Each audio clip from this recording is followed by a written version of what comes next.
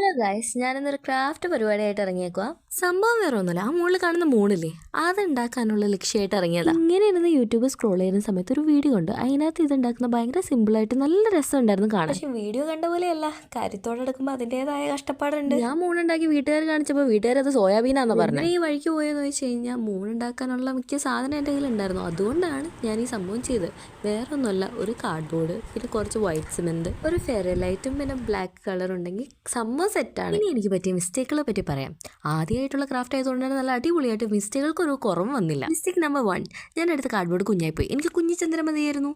അതുകൊണ്ട് ഞാൻ കുഞ്ഞി കാർഡ്ബോർഡ് ആണ് കട്ട് ചെയ്തെടുത്തത്. പിന്നെ ഞാൻ എടുത്ത് ഫെയറി ലൈറ്റോ, അത് അതിനേക്കാളും വലുതായിപ്പോയി. സിമെന്റ് യൂസ് ചെയ്തിട്ടുള്ള ക്രാഫ്റ്റ് ആയതുകൊണ്ട് തന്നെ ഇത് നല്ല സമയം എടുക്കരുത് ഉണങ്ങാനായിട്ട്. പക്ഷെ ഞാൻ പ്രോപ്പറായിട്ട് ഉണങ്ങാനുള്ള സമയം പോലും കൊടുത്തില്ല. ലാസ്റ്റുള്ള പരിപാടി എന്നാന്ന് വെച്ചാൽ ആ റിങ് ഒട്ടിച്ചു കൊടുക്കുക, ഇതിന്റെ ഇടയ്ക്ക് ഫെയറി ലൈറ്റും കയറ്റുക. ഇത്രയുള്ള പരിപാടി. ഇതാണ് നമ്മുടെ മൂണിന്റെ ഫൈനൽ ലുക്ക്. ഇത് കണ്ടിട്ട് മൂണാണെന്ന് ആരും സമ്മതിക്കണ്ട. പക്ഷെ ഒരു ലൈക്ക് എന്ന അടുത്ത വീഡിയോ ചെയ്യാനുള്ള ഒരു പ്രചോദനം ആയേനെ.